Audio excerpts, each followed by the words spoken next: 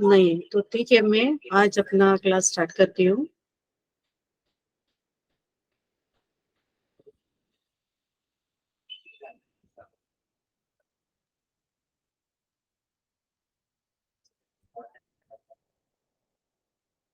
C storage and where housing, आप सभी जानते हैं ना कि हमारे इधर जो भी उत्पादन होता है उसको स्टोरेज करना पड़ता है। मेरा आवाज आ रहा है ना सबको? हाँ मैडम। ठीक है। तो स्टोरेज कहाँ, अपना एग्रीकल्चर में जो खेती उत्पादन होता है उस उत्पादन का स्टोरेज हम करते हैं। और स्टोरेज बहुत इंपॉर्टेंट फंक्शन है, क्योंकि मार्केटिंग यानी विपणन के लिए, खरीदी के बिक्री के लिए बहुत ही इंपॉर्टेंट है ये। अगर शेतकरी शेती उत्पादन करता है और उत्पादन करने के बाद मार्केटिंग करता है, वो मतलब मार्केट में अपना जो शेती उत्पादन है भेजता है, बट मार्केट में दाम जो है कम रहेगा, तो दाम कम रहेगा, बेच नहीं सकता है। तो उसके लिए क्या करना पड़ेगा, उसको स्टोरेज करना पड़ता है। तो स्टोरेज जो है वेरी इंपॉर्टेंट फंक्शंस है अपना, जो मार्केटिंग है, मतलब अपना शेतकरी के लिए बहुत ही इंपॉर्टेंट है। और क्या करेगा ये कि स्टोरेज सिस्टम क्या करता है, इसमें क्या इन्वॉल्व है कि प्रिजर्विंग द गुड्स, मतलब हम उसको रख सकते हैं और अपना जो है यानी अपना कंजम्पशन के लिए, यानी अपने को साल भर के लिए जो चाहिए, जैसे ज्वार है, तांदुल है, ये सब जो है साल भर के लिए चाहिए। बट हम क्या साल भर के लिए उसका प्रोडक्शन करते हैं? क्या बिल्कुल नहीं है। हम क्या करते हैं, प्रोडक्शन होने के बाद उसको गोडाउन में या वेयर हाउसेस में हम लोग स्टोरेज करते हैं, ताकि साल भर उसको खा सके। तो स्टोरेज जो है बहुत ही इम्पोर्टेंट एक्टिविटी है मार्केटिंग में। तो इसमें क्या करेगा, क्या होता है कि प्रोडक्शन जब यानी खेती प्रोडक्शन होता है, तो कंजम्पशन के लिए और कंटिन्यू फ्लो होना चाहिए मार्केट के लिए।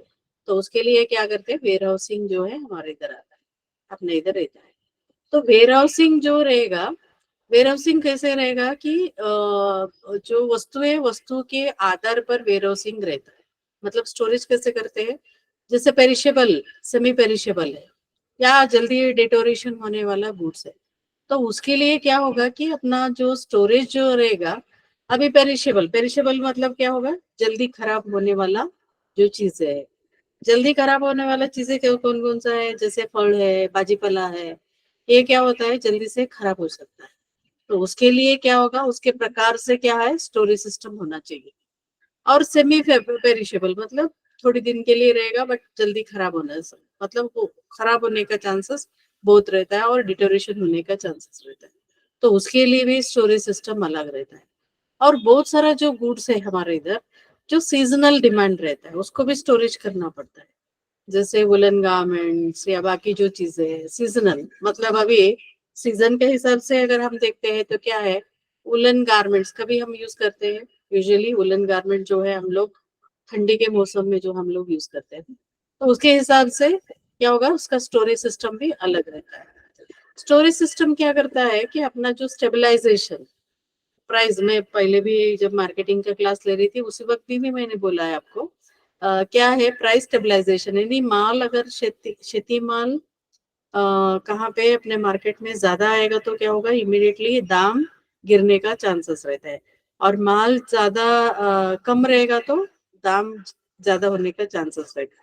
इसलिए स्टोरेज सिस्टम क्या करेगा, करता है, मतलब मदद कैसे करेगा कि ये जो है प्राइसेस का डिमांड एंड सप्लाई को एडजस्ट करने के लिए काम करता है। शेतकरी अपना माल जब उत्पादन करता है तो वेयर हाउस स्टोरेज में जो है यहाँ पे वो कर देता है। आपको पता है अभी रिसेंटली सेंट्रल गवर्नमेंट में एक डिसीजन लिया था। क्या डिसीजन है, ज्यादा से ज्यादा स्टोरेज सिस्टम बढ़ाने का, वो भी कोऑपरेटिव बेसिस पे। आपने पढ़ा होगा ना, पेपर में आया था, बहुत सारा डिसीजन हुआ है। तो कोऑपरेटिव बेसिस में मतलब क्या होगा, जो खरीदी बिक्री संघ रहेगा या विकास संस्था है, वहां पे स्टोरेज सिस्टम बढ़ाने के लिए जो है अभी केंद्र सरकार जो है सोच रहा है और उसका इम्प्लीमेंटेशन भी कर रहा है। तो स्टोरेज सिस्टम क्या करेगा कि स्टोरेज सिस्टम मतलब गोडाउन या वेयर हाउसेस जो है, यहाँ पे शेतकरी का उत्पादन होता है खेती का, तो उसको वहां पे स्टोरेज करने के लिए, स्टोरेज केवल स्टोरेज नहीं है वहां पे, साइंटिफिक स्टोरेज सिस्टम, यानी कीड़े मकड़े नहीं लगना चाहिए, और बाकी इंसेक्ट नहीं करना, ये होना चाहिए। तो उसको कैसे कर सकते स्टोरेज में, तो वो देखिए साइंटिफिक स्टोरेज सिस्टम को यहाँ पे करने का सोचा जा रहा है। और स्टोरेज सिस्टम क्यों जरूरी है? इसलिए जरूरी है कि अपना मार्केटिंग फंक्शन को परफॉर्म करने के लिए। मार्केटिंग फंक्शन क्या है? मार्केटिंग फंक्शन ऐसा है कि वस्तु को खरीदी करना और बिक्री करना, ये जो है ना मार्केटिंग फंक्शन आता है। तो इस खरीदी और बिक्री, सेल एंड परचेज जो रहेगा, परचेज के बाद सेल के पीरियड में जो बीच का पीरियड है, तो स्टोरेज वेरी इंपॉर्टेंट। और स्टोरेज क्या करता है? स्टोरेज सिस्टम से एम्प्लॉयमेंट जनरेशन होता है। कैसे एम्प्लॉयमेंट जनरेशन होता है? यहाँ पे लोगों का जो है काम बढ़ जाता है कि खेती से लेके गोडाउन तक रखना, गोडाउन से लेके मार्केट तक पहुंचाना, ये सभी जो चीजें यहाँ पे, और प्राइस एडवांटेजेस भी यहाँ पे मिलता है। अभी स्टोरेज सिस्टम का प्रकार कितना है हम देखेंगे। देखिए आप सब गांव से है तो आपको पता रहेगा। हमारे इधर क्या है, स्टोरेज सिस्टम जो है दो प्रकार हम देखते हैं। एक है अंडरग्राउंड स्टोरेज स्ट्रक्चर, दूसरा जो है सरफेस स्टोरेज सिस्टम। मतलब अंडरग्राउंड स्टोरेज सिस्टम कैसे होगा कि जमीन के नीचे जो है ऐसा कुआं जैसा बना के, वहां पे जो मिट्टी वगैरह लगा के, पहला होता था ये, या उसे जो गोबर जो है लगा के प्लास्टर करके क्या करते थे, वो जो जमीन के नीचे जो है स्टोरेज सिस्टम करते थे। याद है आपको? अपना गांव में पहला होता था, अभी बहुत सारा नहीं है, बट गांव में जो है पहला वैसे ही होता था। बेस्ट स्टोरेज सिस्टम में आपको बता दूं वेयर हाउसेस के लिए, अभी आप कोई भी पनाड़ा गए हो क्या? पनाड़ा में कोई भी गए क्या? पनाड़ा कोल्हापुर के पास, शिवाजी महाराज का पीरियड का वहां पे बेस्ट स्टोरेज सिस्टम हम देखते हैं। अगर आप वहां पे देखेंगे, जो सैनिक के लिए वहां पे फूड ग्रेन्स को स्टोरेज करते थे, तो अभी भी आप देखेंगे तो वहां पे ओपन स्टोरेज सिस्टम है। मतलब उसका एयर है, लाइट है, वो कैसा आ रहा है, वो सभी जो चीजें आप वहां पे देख सकते हो। बेस्ट स्टोरेज सिस्टम जो है हम वहां पे भी आज भी जो है हम देख सकते हैं। दूसरा स्टोरेज सिस्टम है अपना सरफेस स्टोरेज सिस्टम। सरफेस मतलब क्या है? जमीन के ऊपर रखने वाला जो स्टोरेज है उसको सरफेस स्टोरेज सिस्टम है। यहाँ पे कैसा होगा? दो प्रकार होता है, एक बैग स्टोरेज और दूसरा जो है बल्क स्टोरेज। बैग स्टोरेज मतलब क्या है? पोती में बांध के वो रखना है, उसको बैग स्टोरेज। बल्क और ग्लू स्टोरेज मतलब क्या है? ग्रेन्स को जो भी जैसे ज्वार है, वीट है, तांदुल है, ऐसे ही जमीन के ऊपर क्या है वहां पे रख देते हैं। इसको क्या बोलते हैं? लूज स्टोरेज सिस्टम करके बोला जाता है। क्या एडवांटेजेस है? एडवांटेजेस क्या है स्टोरेज सिस्टम का? कि ये जो है मतलब एक्सपोज्ड, मतलब क्या होगा यहाँ पे? डैमेज नहीं होना चाहिए, और ओपन मतलब ये डैमेज नहीं होना चाहिए, और साथ में पेरिफेरियल जो सरफेस है वहाँ पे पर यूनिट जो है ग्रेन का जो लेस नहीं होना चाहिए, उसके लिए एडवांटेजेस है। और ये इसका और एडवांटेजेस क्या है हम देखते हैं कि ओपन जो स्टोरेज सिस्टम है या ग्राउंड के ऊपर का जो स्टोरेज सिस्टम है, कि डीपर पेस्ट इन्फेस्टेशन जो है यहाँ पे बहुत कम रहता है। और मतलब आप जमीन के नीचे रखोगे तो ज्यादा पेस्ट, मतलब वहां पे कीड़े मकोड़े लगने का चांसेस है, तो यहाँ पे कम है। तो अभी गवर्नमेंट ऑफ इंडिया बहुत सारा जो है एफर्ट लगा रहा है ताकि अपना स्टोरेज सिस्टम को इम्प्रूवमेंट करने के लिए, ताकि फार्म लेवल पे ही हम लोग कुछ ये कर सकते हैं क्या क्या कि स्टोरेज सिस्टम जो है हम करवा सकते हैं क्या। अभी इम्प्रूव्ड ग्रेन स्टोरेज, पहला मैंने क्या बताया था, दो प्रकार की जो स्टोरेज सिस्टम जो था, यानी अंडरग्राउंड और सरफेस, ये क्या है? ट्रेडिशनल स्टोरेज सिस्टम है। अभी हम लोग बात करेंगे क्या है इम्प्रूव्ड ग्रेन स्टोरेज स्ट्रक्चर क्या है। एक है for a small scale storage. Small scale storage के लिए पाउ बिन करके यहाँ पे रहता है। पाउ बिन मतलब क्या है? यूजुअली ये पंजाब एग्रीकल्चर यूनिवर्सिटी ने इसको डिजाइन किया है। ये मेटल आयनस स्ट्रक्चर रहता है, मतलब एक लोहे का रहता है। इसका जो अगर हम लोग एक लोहे का ये रहेगा, यहाँ पे क्या होगा कि इसका कैपेसिटी अगर देखते हैं 1.5 टू 15 क्विंटल, 1.5 टू 15 क्विंटल तक यहाँ पे स्टोरेज को हम कर सकते हैं। इसको पाव बिन करके बोलते हैं। दूसरा जो है पूसा बिन करके बोलते हैं। देखिए, पहला वाला पाव बिन ये कौन किया है? पंजाब एग्रीकल्चर यूनिवर्सिटी ने डिजाइन किया है, और ये आयरन मेटल का रखता है स्ट्रक्चर, और इसमें क्या होगा 1.5 टू 15 क्विंटल तक स्टोरेज कर सकते हैं। यानी स्मॉल स्केल स्टोरेज का इम्प्रूव्ड स्ट्रक्चर के बारे में मैं बोल रही हूँ। दूसरा जो है पुसाबिन करके बोलते हैं। पुसाबिन मतलब क्या होगा? ये जो स्टोरेज है कैसे बनाते हैं? मड और ब्रिक से बनाते हैं, मड और ब्रिक से, और पॉलिथीन जो फिल्म एम्बेडेड विथ वॉल्स करके रहते हैं, मड एंड ब्रिक से और पॉलिथीन का फिल्म एम्बेडेड यहाँ पे रहता है।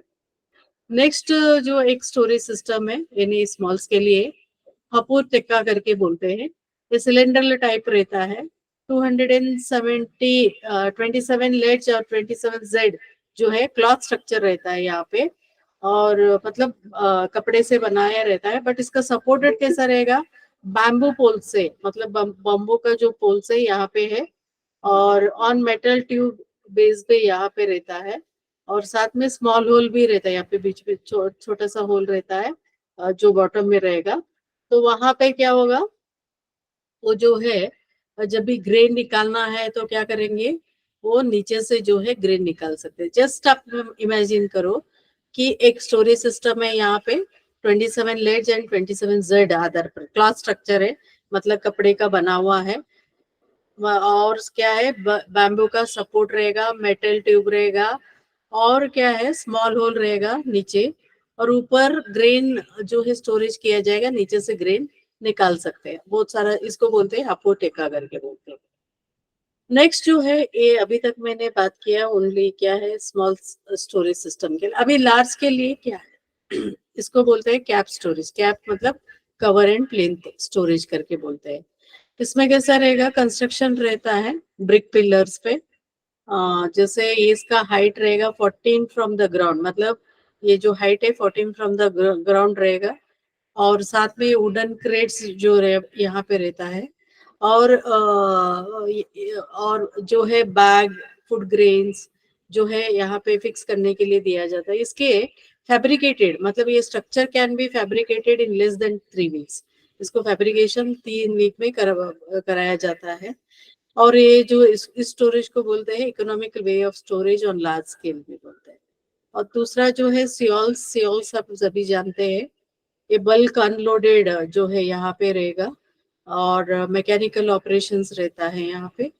और स्टोरेज स्ट्रक्चर, स्टोरेज कैपेसिटी जो सीएल का रहेगा 25,000 टन जो है हम देखते हैं। अभी हम बात करेंगे वेयर हाउसिंग। वेयर हाउसिंग देखिए, वेयर हाउसिंग देखिए, स्टोरेज एंड वेयर हाउसिंग इसमें क्या फर्क है? स्टोरेज मतलब हमारा ग्रेन को स्टोरेज करने के लिए अलग अलग मेथड हम लोग अभी तो हमने बात किया। एक है ट्रेडिशनल मेथड, दूसरा कौन सा है अपना जो मॉडर्न मेथड हमने किया। बट वेयर हाउसिंग क्या होता है कि साइंटिफिक स्टोरेज स्ट्रक्चर रहता है। स्पेशली ये जो कंस्ट्रक्शन जो होता है क्वांटिटी एंड क्वालिटी को प्रोटेक्शन देने के लिए यहाँ पे ये जो है स्टोरेज सिस्टम होता है। इसका सिग्निफिकेंस क्या है वेयर हाउसिंग का? अगर देखते हैं, साइंटिफिक स्टोरेज है, प्रोडक्ट जो प्रोटेक्टेड क्वांटिटेटिव एंड क्वालिटेटिव जो यहाँ पे ऐसा मेथड यूज किया जाएगा कि ज्यादा से ज्यादा दिन रह के प्रिजर्वेशन मतलब उसको रखने के लिए साइंटिफिक वे से ये किया जाता है। और दूसरा जो है इसका और क्या सिग्निफिकेंस है, फाइनेंस मतलब पैसा। जो भी व्यक्ति जो स्टोरेज रखेगा तो उसका जो है सम परसेंटेज जो है नेशनलाइज बैंक से क्या मिलेगा, उसको पैसा मिलता है। जैसे अगर व्यक्ति अपना वो शेती वस्तु जो है वहां पे स्टोरेज करता है तो 75 to 80% जो है वो क्या मिलेगा उसको, बैंक उसको एडवांस के रूप में क्रेडिट दे सकता है। और प्राइस प्राइस स्टेबलाइजेशन है, पहले से भी हम बात कर रहे थे। क्या होगा कि हमारा जो सीजनल क्या है प्रोडक्शन है, तो इसलिए क्या होगा कि बाद में हमें चाहिए तो हम अ, उसको उपयोग करने के लिए रखना चाहिए, तो और स्टोरेज क्या करेगा उसको प्राइस स्टेबलाइजेशन के लिए मदद करेगा। मतलब गोडाउन में या वेयर हाउसिंग में रखेगा, जब लोगों को जरूरत या कम पड़ता है तो ये गोडाउन से वो माल निकाला जाता है। मार्केट इंटेलिजेंस रहेगा कि मार्केट इंटेलिजेंस मतलब लोग क्या कर रहे हैं, कैसे कहाँ पे अपना स्टोरेज ये कर रहे हैं, तो लोगों को बोलना जरूरी है। क्योंकि यूजुअली शेतकरी क्या करता है, स्टोरेज सिस्टम नहीं है करके दलाल या मीडिएटर आके बोलता है कि अभी माल का दाम इतना ही आपको देना है। तो इसलिए स्टोरेज ना होने के कारण, और दूसरा जो है आप सभी जानते हैं कि क्या है, पहले जैसा हमारा लैंड होल्डिंग बहुत ज्यादा नहीं है अभी। 2 हेक्टर 3 हेक्टर इतना ही लैंड होल्डिंग ज्यादा से ज्यादा लोगों के पास रह गया है। तो अभी क्या है, उनके पास कुछ ये नहीं है, तो इसलिए वो क्या करते हैं, जो दलाल या मीडिएटर बोलता है तो इमिडिएटली वो सेल कर देता है। बट मार्केट इंटेलिजेंस ही क्या बोलता है कि यहाँ पे क्या है, और इवन गवर्नमेंट भी सोच रहा है, जिससे मैंने पहले बताया था आपको, क्या है कि ज्यादा से ज्यादा सिस्टम अपना भारत में ये करना है, ताकि अपना प्रोड्यूस जो शेतकरी का उत्पादन होगा, उस उत्पादन को वो वेयर हाउसिंग में रखेगा और उसको अच्छा दाम भी मिल सकता है। अभी टाइप्स ऑफ वेयर हाउसेस अगर देखते हैं, on the basis of ownership, मतलब मालिकत्व के आधार पर टाइप क्या है। इसमें 3 प्रकार है: private warehouses, public warehouses and bonded warehouses. Private warehouses आप सभी जानते हैं क्या है, एक इंडिविजुअल फार्मर अगर बड़ा है तो इंडिविजुअल लेवल पे क्या करेगा, वो अपना जो खुद का ही स्टोरेज रहेगा।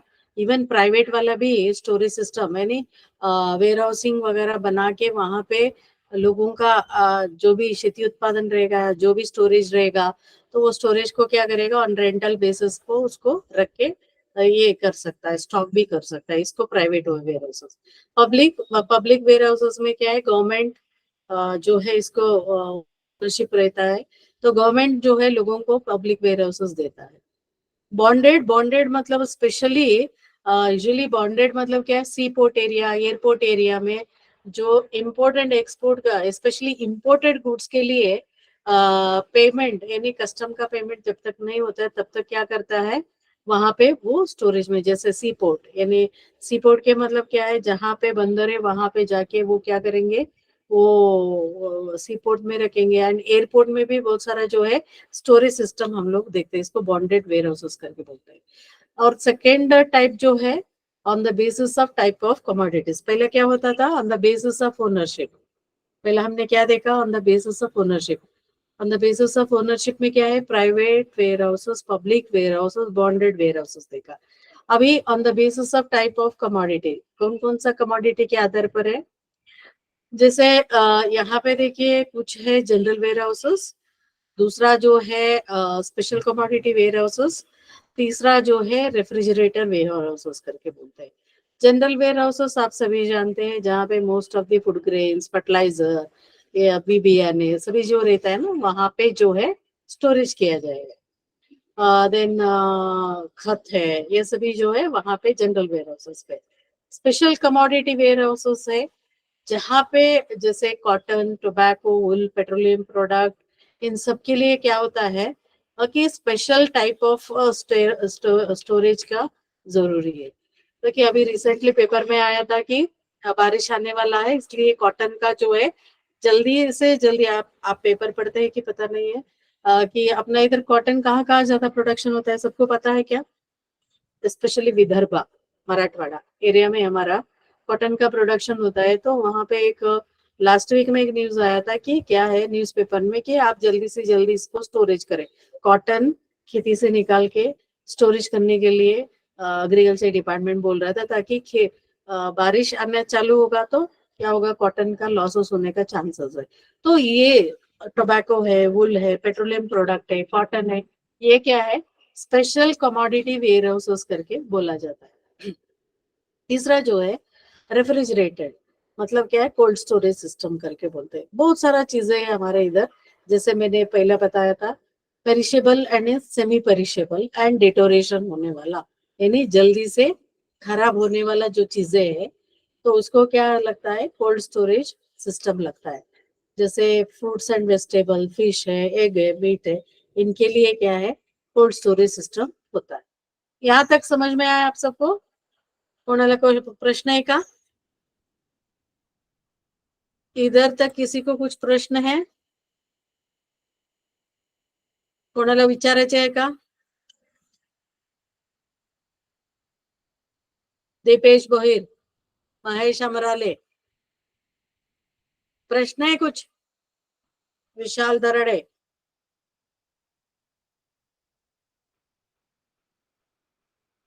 इधर तक समझ में आया बोहिर साहब? आले? ओके, कंटिन्यू करूं?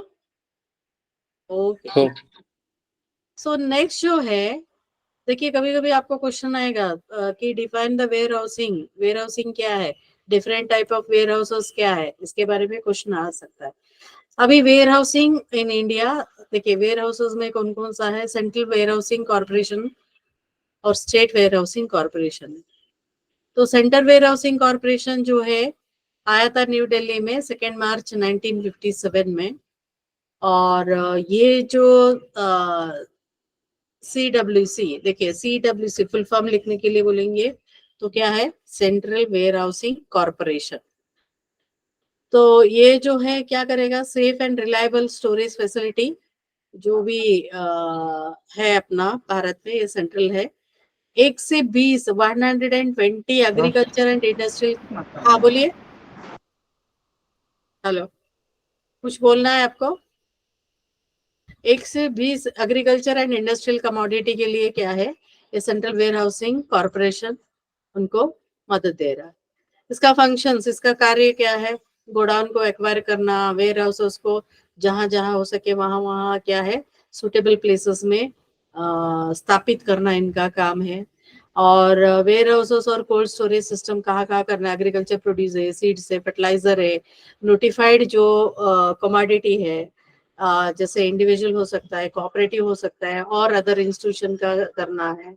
और एक गवर्नमेंट का एजेंट के जैसे क्या है, परचेज, स्टोरेज, सेल, डिस्ट्रीब्यूशन, जो भी कमोडिटी है जैसे एग्रीकल्चर प्रोड्यूस, सीड्स, फर्टिलाइजर, ये सभी ये करता है। और जो भी स्टोरेज रखा है उसका ट्रांसपोर्टेशन करने के काम भी सेंट्रल वेयर हाउसिंग कॉर्पोरेशन करता है। और वेयर हाउसिंग कॉर्पोरेशन नैनी स्टेट वेयर हाउसिंग कॉर्पोरेशन को ये शेयर कैपिटल को दे रहा है। और एक्ट के अंतर्गत जो भी वेयर हाउसिंग करना है उसके लिए भी ये काम कर रहा है। Central warehousing corporation air condition godowns जो है इनका कहाँ कहाँ है, कलकत्ता, बॉम्बे, दिल्ली में है। और इवन कोल्ड स्टोरेज सिस्टम कहाँ पे है इनका, हैदराबाद में है। और स्पेशल स्टोरेज सिस्टम जो है सेंट्रल वेयर हाउसिंग क्या कर रहा है, बहुत सारा जो है कमोडिटी है, हाइग्रोस्कोपिक और फ्रेगाइल जो भी कमोडिटी है वहां पे ये कर रहा है। मतलब जल्दी से जल्दी ये हुआ तो स्पेशल स्टोरेज सिस्टम वहां पे ये कर रहा है। और इसके लिए कॉरपोरेशन अलग अलग जो है टेक्निक जो है ये यूज कर रहा है। जैसे मसाला है या कॉफी है, सीड्स है, अदर कमोडिटी के लिए मतलब इसका स्टोरेज सिस्टम अलग है, तो वो टेक्निक ये अपना रहा है। नेक्स्ट जो आएगा कि warehousing corporation, state warehousing corporation. देखिए सेंट्रल वेयर हाउसिंग कॉर्पोरेशन कहाँ है, सेंट्रल लेवल पे है, उनका अलग अलग जो ब्रांचेस है उसके द्वारा किया जा रहा है। स्टेट का अपना ही खुद का वेयर हाउसिंग कॉर्पोरेशन है। और ये क्या करता है कि स्टेट का और डिस्ट्रिक्ट, इसका सेंटर डिस्ट्रिक्ट में रहता है। और इसका जो टोटल शेयर कैपिटल, जैसे फंक्शन सेम है सेंट्रल वेयर हाउसिंग जैसा ही, बट स्टेट लेवल पे ये काम कर रहा है। और इसका जो भी शेयर कैपिटल कहाँ कहाँ से आता है, स्टेट गवर्नमेंट और सेंट्रल वेयर हाउसिंग कॉर्पोरेशन पे आता है। दूसरा और एक है अपना वेयर हाउसिंग में फूड कॉर्पोरेशन ऑफ इंडिया, आप सभी जानते हैं, FCI। ये जो है central warehousing, state warehousing के अलावा ये भी फूड कॉर्पोरेशन ऑफ इंडिया क्या कर रहा है, स्टोरेज सिस्टम ये कर रहा है। और ये लार्जेस्ट एक इंडिया में एक एजेंसी है, मोर देन 26.62 मिलियन टन का स्टोरेज सिस्टम ये कर रहा है। अभी और एक आया है बाद में 2007 में वेयर हाउसिंग के लिए, वाड्रा करके बोलते हैं। वाड्रा मतलब warehousing development and regulation authority. कभी कभी आपको फुल फॉर्म लिखने के लिए आएगा, वाड्रा का फुल फॉर्म लिखो। वाड्रा मतलब क्या है, WDRA, warehousing development and regulation authority of India. ये जो है एक एक्ट, वेयर हाउसिंग एक्ट का एनेक्ट किया गया था 2007 में। और यहाँ पे बहुत सारा रेगुलेशंस किया गया था वेयर हाउसेस इसके ये जो है वेयर हाउसिंग बिजनेस करने के लिए, तो ये जो है बांटा गया है। Why public warehousing? क्योंकि पब्लिक वेयर हाउसिंग के बारे में मैं बात कर रही थी, क्योंकि प्राइवेट का अगर हम वेयर हाउसिंग करना चाहेंगे तो वहां पे ह्यूज कैपिटल लगता है और लो रिटर्न लगता है। अभी मैंने जैसे बताया था कि हमारा जो शेतकरी है, शेतकरी का लैंड होल्डिंग बहुत कम होता जा रहा है, 2 हेक्टर जो आ रहा है, तो इसलिए उनका जो भी प्रोडक्शन होगा तो वो अपना ही खुद का वेयर हाउसिंग नहीं कर सकता है। इसलिए क्या होगा, पब्लिक वेयर हाउसिंग जो है बहुत ही जरूरत है। तो अगर हम लोग स्टोरेज हिस्टोरिकल पर्सपेक्टिव, मतलब वेयर हाउसेस के बारे में अगर हम लोग इतिहास अगर हम जानने के लिए अगर जाएंगे, देखिए वेयर हाउसेस के बारे में 1928 में रॉयल कमीशन ने बताया था कि उस वक्त 1928 में रॉयल कमीशन का एक रिकमेंडेशन था कि एग्रीकल्चर जो वेयर हाउसेस लाइसेंस रूप में होना चाहिए करके। उसके बाद ऑल इंडिया रूरल क्रेडिट सर्वे कमेटी क्या किया है, आपने एनवायरमेंट फॉर कोऑपरेशन में आप पढ़ते हैं सभी कमेटी का रिपोर्ट। तो ऑल इंडिया रूरल क्रेडिट सर्वे कमेटी ने क्या किया कि वेयर हाउसिंग पब्लिक सेक्टर में होना चाहिए करके उन्होंने बताया था। उसके बाद जो है 1956 में agriculture produce development and warehousing corporation act pass किया गया था, और 62 में वेयर हाउसिंग कॉर्पोरेशन एक्ट आ गया। तो उसके अंतर्गत क्या किया है, जैसे मैंने अभी बात किया था central warehousing corporation and state warehousing corporation, इस एक्ट के अंतर्गत क्या हुआ, इसका रजिस्ट्रेशन हुआ है। और 2005 में Vadra bill, warehousing development. What is Vadra? Vadra क्या है, अभी तो मैंने बताया था। क्या है वाड्रा? क्या है वाड्रा? Warehousing development and regulation authority. Warehousing development and regulation authority का बिल आया था 5 में, बट वाड्रा एक्ट जो है 2007 में आ गया है। अभी मेरा पास जो है ये मैं पुराना ये डाटा में बोल रही हूँ अभी। मैं आपको 1 मिनट एक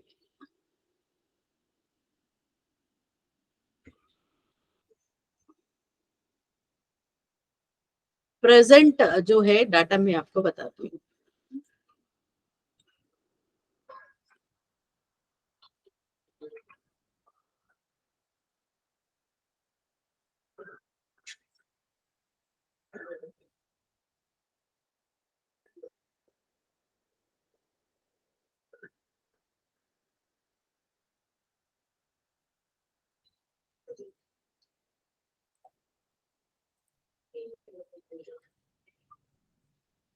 आप देख रहे हो ये सभी, हमारा जो है वाड्रा का वेबसाइट है ये। क्या है, warehousing development and regulation authority, देख रहे हैं ना यहाँ पे कौन कौन रजिस्ट्रेशन कर सकता है, क्या है, ये सभी जो चीजें यहाँ पे आप देख रहे हैं। इसका कैपेसिटी क्या है, मैं अभी regulations, अगर किसी को वेयर हाउस करना है तो क्या क्या डॉक्यूमेंट लगेगा।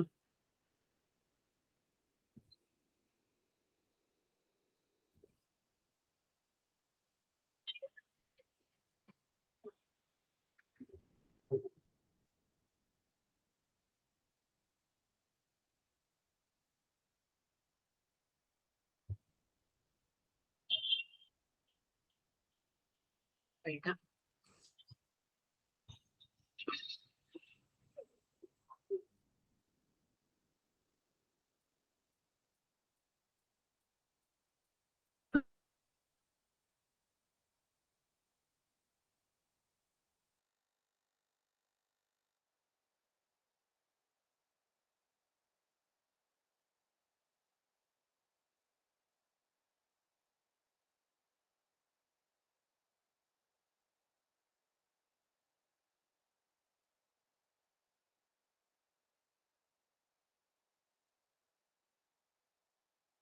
एक मिनट मैं दूसरा दिखाती हूँ।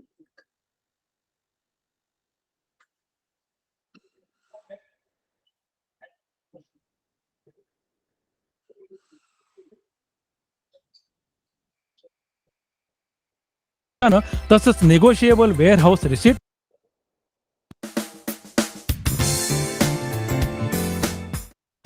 शेतमाल सुरक्षितपणे साठवणं हे खाद्यान्नाच्या रक्षणासाठी, शेतकऱ्यांच्या सुरक्षिततेसाठी तसंच ग्राहकांच्या हितासाठी आवश्यक आहे. शेतकऱ्यांकडून गोदामांमध्ये साठवून ठेवलेल्या उत्पादनांच्या बदल्यात दिल्या जाणाऱ्या नेगोशिएबल वेअरहाऊस रिसीटवर बँकेतर्फे दिल्या जाणाऱ्या कर्जाच्या सोयीमुळे शेतकऱ्यांचा खूपच फायदा झालाय. देशभरातील धान्य साठवणीची व्यवस्था अधिक सक्षम, आधुनिक आणि प्रभावी करण्याच्या उद्देशानं तसंच नेगोशिएबल वेअरहाऊस रिसीट अथवा पावतीला आणखी बळकटी आणण्यासाठी भारत सरकारनं गोदाम विकास आणि विनिमयन कायदा 2007 मंजूर केला. या कायद्यानुसार साल 2010 मध्ये गोदाम विकास आणि नियमन अधिकारिणी WDRA ची स्थापना केली. याचा उद्देश शेतकऱ्यांना अडचणीच्या काळात मिळेल त्या पडेल किमतीत आपला माल विकण्याच्या समस्येतून त्यांची सुटका करण्यासाठी मालाची गोदामात साठवण किंवा बेगमीसाठी त्यांना प्रोत्साहन देणं आणि त्या बदल्यात दिल्या जाणाऱ्या निगोशिएबल वेअरहाऊस म्हणजेच गोदामाच्या रिसीटला कायदेशीर दस्तऐवजाचा दर्जा देणं हा आहे. यामुळे शेतकऱ्यांना बँकेतून सुलभपणे कर्ज मिळेल.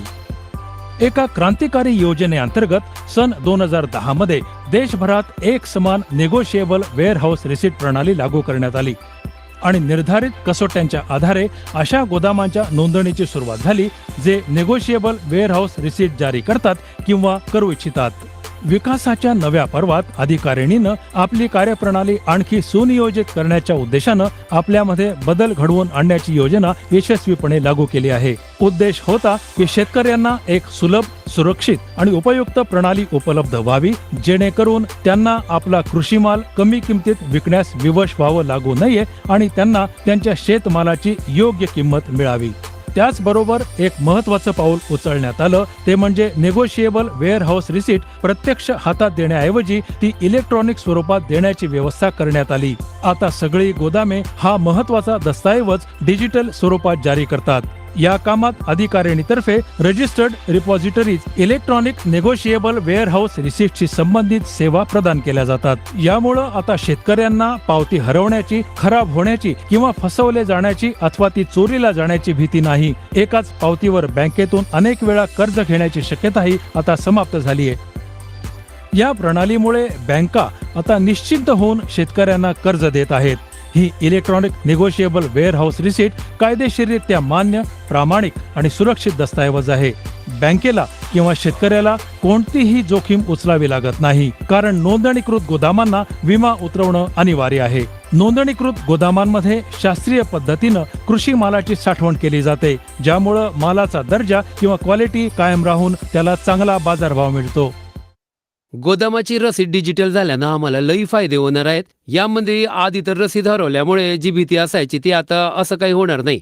आता तर सरळ बँकेत जावा आणि त्याला आपला नंबर द्या आणि तो सगळं आपला अकाउंट उघडून बघून घेतो. तुमचा किती माल ठेवला गेला आहे, त्याच्यावर तुम्हाला कर्ज किती मिळू शकतं, म्हणजे त्यात सांभाळायची गरज नाही. यामुळे आम्हाला बरेच फायदे होणार आहे. आधी आम्हाला रसीद मिळायची हातानं लिहिलेली, ती हरवण्याची भीती असायची आणि त्यात खराब होण्याचा धोका जास्त असायचा. अरे कुठं काही चूक होऊ नये, आणि आता त्यात असा कोणताही प्रॉब्लेम येणार नाही. आम्ही यामुळे खूप खूप खुश आहोत बघा.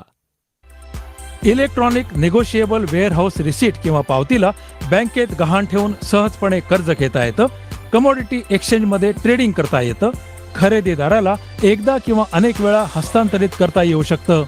एकंदर मालातील एक हिस्सा विकला किंवा खरेदी केला जाऊ शकतो.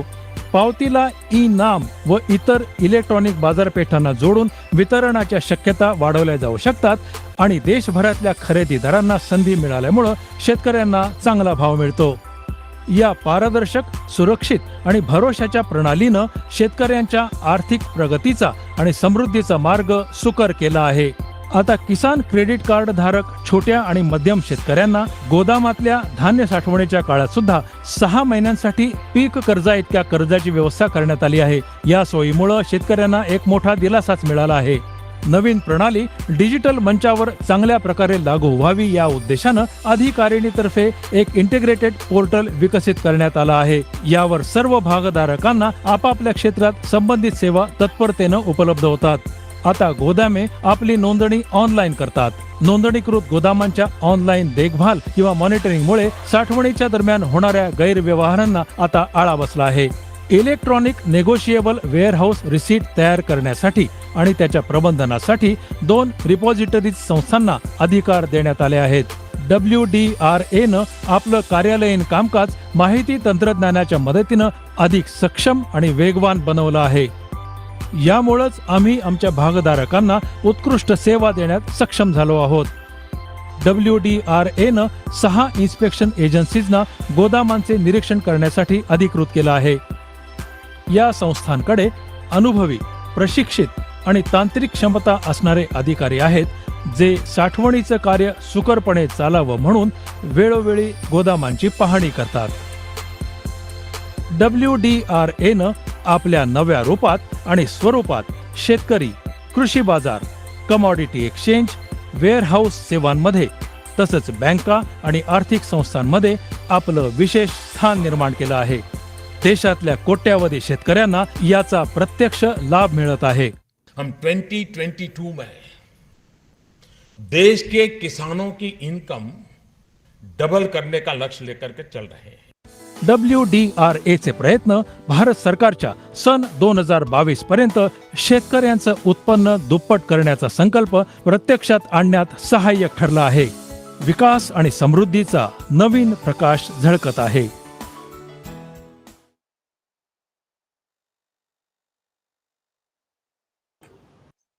समझ में आया अभी वीडियो देखने के बाद? वाड्रा क्या कर रहा है, गोडाउन क्या होता है, वेयर हाउसिंग कैसे होता है, सभी समझ में आया? कराड़े साहब आए ना? हाँ मैम. तो अभी आपको मैं इसलिए वीडियो दिखाया कि गोडाउन क्या होता है ना? पता नहीं है आपको.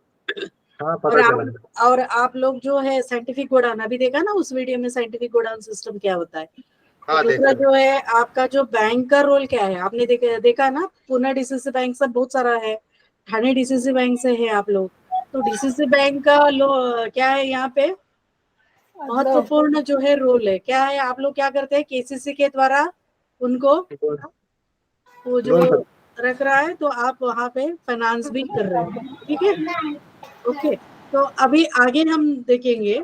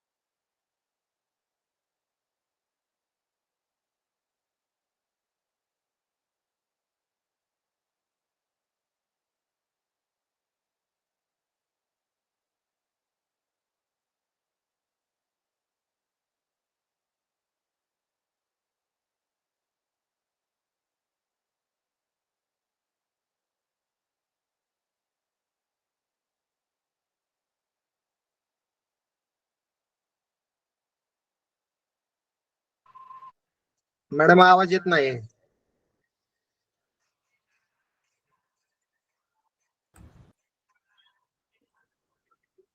अभी आ रहा है? हाँ आ रहा है. ओके. तो वेयर हाउसेस का जो है, मैं पहले से फिर करती हूँ. वेयर हाउसिंग जो है, issues and challenges of warehouses अगर बात करेंगे, क्या होगा कि वेयर हाउसेस जो है एडिक्वेट नहीं है, मतलब जितना चाहिए उतना नहीं है. इसलिए भारत सरकार क्या सोच रहा है, ज्यादा से ज्यादा वेयर हाउसेस होना चाहिए. और टाउन प्लानिंग, मतलब अगर एक शहर अगर वहां पे स्थापित हो रहा है, तो उस वक्त वहां पे क्या होना चाहिए, वेयर हाउसेस होना चाहिए, ऐसा प्लानिंग करना चाहिए. बट कभी कभी क्या होता है, विदाउट वेयर हाउसेस का प्लानिंग वहां पे चलता है. तो ये भी एक कारण है. और क्या है, बहुत सारा चीजें जो है हमारा क्या होता है, डिटोरेट होता है, क्योंकि वेयर हाउसिंग वहां पे नहीं है. और इसलिए क्या होगा कि कॉस्ट बढ़ने का चांसेस है, और साथ में क्या है, बहुत सारा चीजें डिटोरेट होने का चांसेस है. तो और एक है इश्यूज एंड चैलेंजेस, और एक होता है कि इनएडिक्वेट वेयर हाउसेस के कारण भारत में बहुत सारा जो है, भारत में क्या हो रहा है, बहुत सारा अपना जो ग्रेन उत्पादन यानी हमारा खेती उत्पादन होता है ना, उसका डैमेजेस बहुत सारा होता है। ऑलमोस्ट 20 to 30% अगर आप एआई को आप जानते हैं ना, अग्री इंफ्रा फंड के बारे में अगर आप जानते हैं तो एआईएफ में अगर आप जाएंगे वेबसाइट में, अग्री इंफ्रा फंड का एक सेपरेट वेबसाइट है, मैं दिखाती हूँ अभी। उस वेबसाइट में अगर आप जाएंगे तो आपको वहां पे वो संख्या मिलेगा कि कितना कितना जो है हमारे इधर क्या हो रहा है, लॉसेस हो रहा है। 20 to 30% ऑफ द प्रोडक्शन, हमारे खेती का प्रोडक्शन क्या हो रहा है, लॉसेस हो रहा है। लॉसेस मतलब कैसा है, जैसे खेती से लेके मार्केट तक आने में, या जब स्टोरेज करते हैं या बिना स्टोरेज है, तो इसके कारण क्या हो रहा है, हमारा भारत का आर्थिक प्रगति में भी बहुत सारा लॉसेस हो रहा है। इसलिए केंद्र सरकार क्या सोच रहा है कि ज्यादा से ज्यादा वेयर हाउसेस होना चाहिए। और वाड्रा 2007 यानी warehousing development regulation act जो आया, तो पार्लियामेंट में क्या किया, 5th ईयर में ये रिपब्लिक इंडिया को ये किया। इसका मेन कारण क्या था कि development and regulation of warehouses होना चाहिए। और अभी आपने इस वीडियो में देखा था ना, नेगोशिएबिलिटी ऑफ वेयर हाउस रिसिप्ट, अभी ई नाम ई रिसिप्ट वगैरह आपने जान लिया। और 2007 का वाड्रा बिल क्या किया, पूरा भारत में वेयर हाउसिंग एक्टिविटी को स्टैंडर्डाइज किया है। और साथ में प्राइस यानी जो भी दाम है, दाम को एफिशिएंट वे से डिस्कवर करने के लिए प्रोडक्ट का बहुत मदद किया है। और नेगोशिएबल वेयर हाउसिंग रिसिप्ट जो है यहाँ पे लाया गया है ताकि कॉम्पिटिटिवनेस इंडस्ट्री में आना चाहिए। और टाउन प्लानिंग में क्या होना चाहिए, वेयर हाउसिंग भी, अपने का वेयर हाउसिंग का भी प्लानिंग हो गया है ताकि उस एरिया में वेयर हाउस डेवलपमेंट होना चाहिए। और जो डिस्ट्रेस मतलब क्या होगा, स्ट्रेस जो होता था फार्मर यानी शेतकारी के ऊपर, क्योंकि बम्पर क्रॉप आ गया और सेल नहीं हो रहा है, सेल का डिस्ट्रेस नहीं होना चाहिए, उसके लिए भी ये आ गया है। और वाड्रा आने के बाद क्या हुआ, सेल ऑफ द मतलब ये जो फार्मर का जो शेतकरी पदार्थ जो है ज्यादा बिक्री होने लगा ताकि वो स्टोरेज करने लगे। और क्या हुआ, जो भी फाइनेंस उस वीडियो में आप देख रहे थे, केसीसी के द्वारा जो है शेतकरी को अगर स्टोरेज रख रहे तो केसीसी के द्वारा उनको फाइनेंस मिलता है।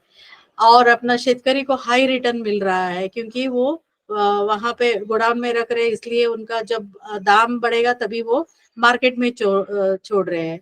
और प्रोटेक्शन, वेयर हाउसिंग इंफ्रास्ट्रक्चर के कारण बहुत सारा प्रोटेक्शन हो रहा है। और देखिए कभी कभी आप देखते होंगे खेती में हम लोग क्या करते हैं, अपना जो है वेयर हाउस बना के या वहां पे हम अपना क्रॉप का स्टोरेज करते हैं, और कभी कभी वो चोरी होने का चांसेस भी रहता है गांव में। बट यहाँ पे वेयर हाउसेस में क्या होगा, प्रोटेक्शन, हाई लेवल प्रोटेक्शन है और लॉसेस कम हो रहा है। और ट्रेडिंग ट्रेडिंग ई ट्रेडिंग के द्वारा आप जानते होंगे, ई ट्रेडिंग हो रहा है। ट्रेडिंग यानी ट्रेडिंग कमोडिटी एक्सचेंज के द्वारा ट्रेडिंग हो रहा है। स्पॉट एंड फ्यूचर ट्रेडिंग का बढ़ोतरी हो गया है। और अगर कुछ डिस्प्यूट होता है यानी अफरा तफरार होता है तो उसके लिए क्या है, उस मैकेनिज्म भी डैमेज का हो या बाकी चीज क्विक जो कंपेंसेशन वहां पे मिल रहा है। और एफिशिएंट सप्लाई चेन मैनेजमेंट, यहाँ पे सप्लाई चेन मतलब क्या होगा, शेतकरी से कंज्यूमर तक जो पहुंचाने में जो जो जो भी आ रहा है ना, जैसे मार्केटिंग करना, सेलिंग करना, रिसेलिंग करना, ये सभी जो जो है एफिशिएंट वे से हो रहा है।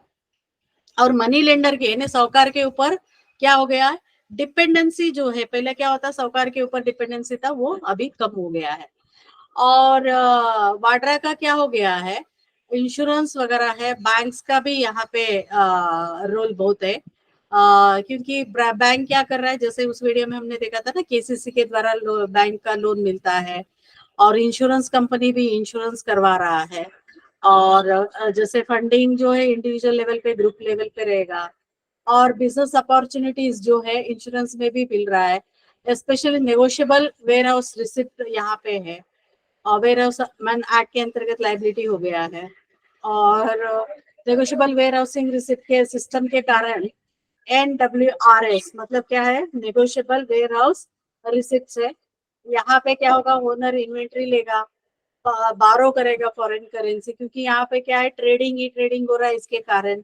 और साथ में फॉरेन एक्सचेंज भी यहाँ पे हो रहा है। और यूजुअली हमारा इधर क्या होगा, ये कहाँ पे हम लोग फॉलो कर रहे हैं, केन्या और युगांडा का जो कॉफी स्टॉक्स है वहां पे ज्यादा ये हो रहा है। और finance, reduction in cost of finance at risk हो रहा है। वाड्रा का क्या हो गया और क्या क्या हो गया, ट्रांसपोर्ट कॉस्ट कम हो गया है। और फार्मर को वेयर हाउस होने के कारण उनका उपयोग ज्यादा हो रहा है। और फैसिलिटी यानी फार्मर को, जो शेतकरी है उसके नजदीक में ही वेयर हाउसेस बन रहा है, तो उसको बहुत मदद हो रहा है। और कॉटेज इंडस्ट्री बढ़ोतरी होने के लिए रूरल एरिया में, क्योंकि वेयर हाउस है नहीं, उसका जो रॉ मटेरियल नियर बाय मिलने के कारण क्या हो रहा है, कॉटेज इंडस्ट्री बढ़ रहा है। एम्प्लॉयमेंट जनरेशन यानी अपना जो है युवक को ग्रामीण प्रदेश में क्या हो रहा है, उनको आप देखा होगा भारत सरकार के स्किल डेवलपमेंट बाकी के आधार पर क्या हो रहा है, गोडाउन सिस्टम के द्वारा गोडाउन वहां के होने के कारण क्या हो रहा है, रॉ मटेरियल के लिए दूर जाने की जरूरत नहीं, उधर ही मिल रहा है, इसके कारण है। बैलेंसिंग डिमांड एंड सप्लाई हो रहा है, फास्टर डिलीवरी सिस्टम है, लीगल एम्पावरमेंट यहाँ पे हो रहा है। यहाँ तक समझ में आया आपको? अभी नेक्स्ट हम बात करेंगे NCDC, national cooperative development corporation. ये जो है 1963 में मिनिस्ट्री ऑफ एग्रीकल्चर अंतर्गत आया, अभी मिनिस्ट्री ऑफ फार्म अपना कोऑपरेशन में है। एनसीडीसी का काम क्या है, जैसे फाइनेंस करना, प्रोडक्शन, प्रोसेसिंग, मार्केटिंग, स्टोरेज, यानी अपना कोऑपरेटिव बेसिस पे जो भी एग्रीकल्चर प्रोड्यूस होता है उन सबका जो प्लानिंग करना, प्रमोटिंग करना, फाइनेंसिंग करने के काम जो है अपना एनसीडीसी कर रहा है। एनसीडीसी मतलब नेशनल कोऑपरेटिव डेवलपमेंट कॉर्पोरेशन। तो और क्या किया इन्होंने, इसका एरिया ऑफ ऑपरेशंस जो है डिफरेंट अलग अलग टाइप का कोऑपरेटिव के लिए किया है, और डिफरेंट जो फाइनेंशियल असिस्टेंस दे रहा है। क्या क्या फाइनेंशियल असिस्टेंस दे रहा है, लोन और ग्रांट के आधार पर दे रहा है, जैसे स्टेट गवर्नमेंट को, primary and secondary level cooperative society को, नेशनल लेवल सोसाइटी है, इन सबको जो है लोन के द्वारा और ग्रांट के द्वारा मिल रहा है। और साथ में क्या कर रहा है, डायरेक्ट फंडिंग, अगर कोई फार्म प्रोड्यूस ऑर्गेनाइजेशन है या कोई विकास संस्था है तो उनके लिए भी डायरेक्ट फंडिंग जो है एनसीडीसी कर रहा है। एनसीडीसी किस किस के लिए जो है फंडिंग कर रहा है, मार्केटिंग के लिए, प्रोसेसिंग के लिए, कोऑपरेटिव स्टोरेज के लिए कर रहा है, distribution of essential article through cooperative है, इंडस्ट्रियल कोऑपरेटिव के लिए दे रहा है, सर्विस कोऑपरेटिव के लिए दे रहा है, आईसीडीपी यानी इंटीग्रेटेड डेवलपमेंट जो है प्लान के लिए दे रहा है, और कोऑपरेटिवली वीकर सेक्शन के लिए दे रहा है, कंप्यूटराइजेशन के लिए पैसा दे रहा है, और डिस्ट्रिक्ट प्लान स्कीम्स आईसीडीपी के द्वारा दे रहा है। Then weaker section cooperative society तो उनके लिए दे रहा है, प्रमोशनल एंड डेवलपमेंट एक्टिविटी के लिए दे रहा है, कंसल्टेंसी सर्विस जो है ये दे रहा है। मार्केटिंग के लिए क्या क्या दे रहा है एनसीडीसी, मार्जिन मनी दे रहा है, वर्किंग कैपिटल असिस्टेंस दे रहा है, और साथ में शेयर कैपिटल प्राइमरी और डिस्ट्रिक्ट कोऑपरेटिव मार्केटिंग के लिए। और सोसाइटी अगर परचेज करना चाहता है फर्नीचर और fixture, transport vehicle, refrigerated van, उसके लिए दे रहा है। और ग्रेडिंग एंड स्टैंडर्डाइजेशन करना है, जैसे एग्रीकल्चर इंफ्रास्ट्रक्चर डेवलपमेंट के लिए जो है ये दे रहा है।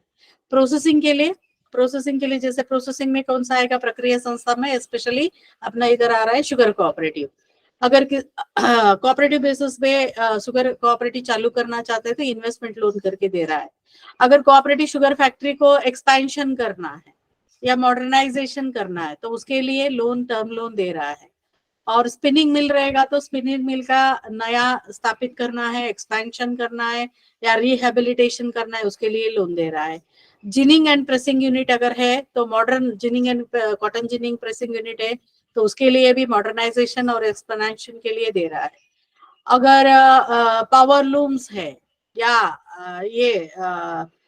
इसके लिए सेटअप करना है, निटिंग यूनिट्स चालू करना है तो उसके लिए भी दे रहा है।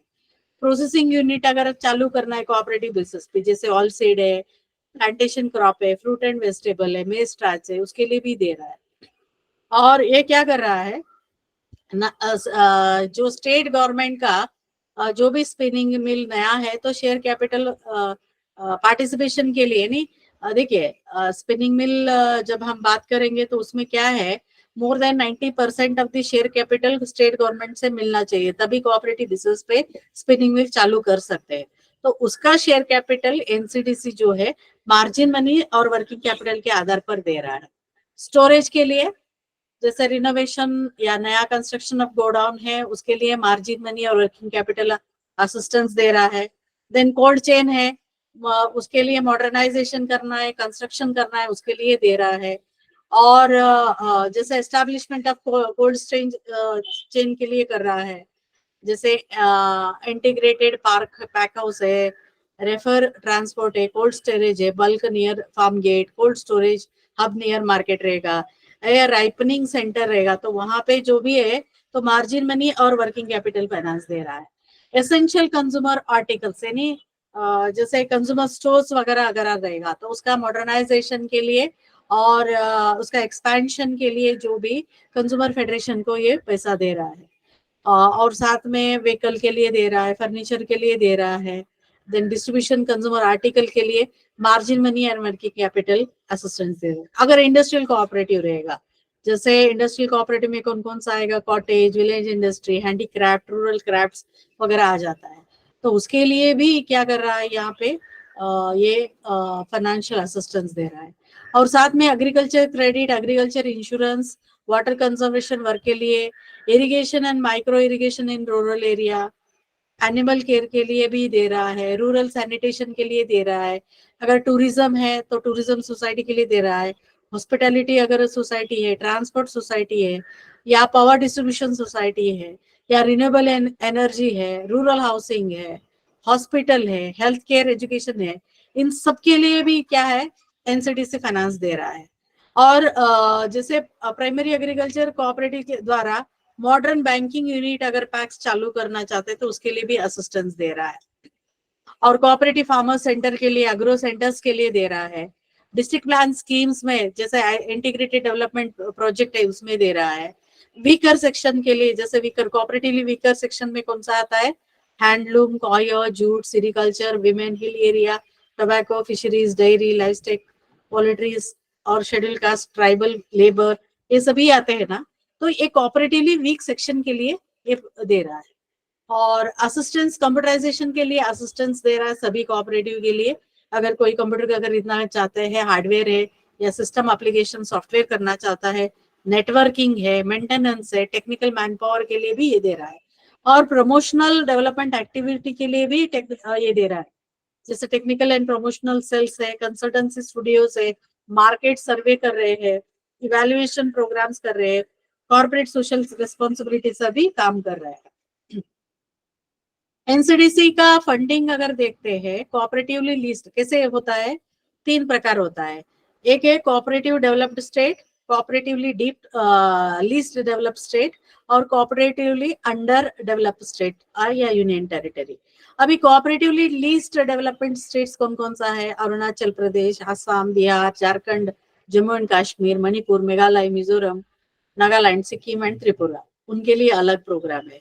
और अंडर डेवलप्ड में क्या है, आंध्र प्रदेश, छत्तीसगढ़, गोवा, हिमाचल, मध्य प्रदेश, ओडिशा, देन राजस्थान, तेलंगाना, उत्तर प्रदेश, उत्तराखंड, वेस्ट बंगाल, अंडमान निकोबार जो है आइलैंड है अपना यूनियन, और लक्षद्वीप यूनियन टेरिटरी है। और cooperatively developed state and union territory में कौन कौन सा राज्य आता है, गुजरात, कर्नाटक, हरियाणा, केरला, महाराष्ट्र, पंजाब, तमिलनाडु, चंडीगढ़ यूनियन टेरिटरी है, Dadar Nagar Haveli union territory, Daman and Diu union territory and Pondicherry, और दिल्ली राज्य को भी दे रहा है। यहाँ तक समझ में आया आपको? आगे का मैं अलग क्लास में बताती हूँ, ठीक है? ये चैप्टर होने के बाद अपना फर्स्ट चैप्टर कंप्लीट हो जाता है, इसलिए किसी का कुछ क्वेश्चंस है? कुछ क्वेश्चंस है क्या किसी का? समझ में आया कि नहीं? समझला कि नहीं? हाँ आ रहा है समझ में। आ रहा है ना? आप मैं इसलिए बीच बीच में आपको मराठी में जो वीडियो मिलेगा मुझे आपको दिखा रही हूँ ताकि आपको समझ पाए। और एक चीज है, किसी का कुछ क्वेश्चन रहेगा तो पूछिए, अदरवाइज मैं यहाँ पे क्लास खत्म करती हूँ मेरा। मैम लाइब्रेरी में बुक मिलेंगे क्या आपके यहाँ पे इसका? आइए ना, आप आके लेके जाइए। मराठी में रहता है क्या? हाँ मराठी में है, बहुत सारा बुक्स है मराठी में। असाइनमेंट लिखने का है ना, तो उससे हम लिख सकते हैं ना? यस यस, लिखो, कुछ प्रॉब्लम नहीं। ठीक है, हम आएंगे मैम।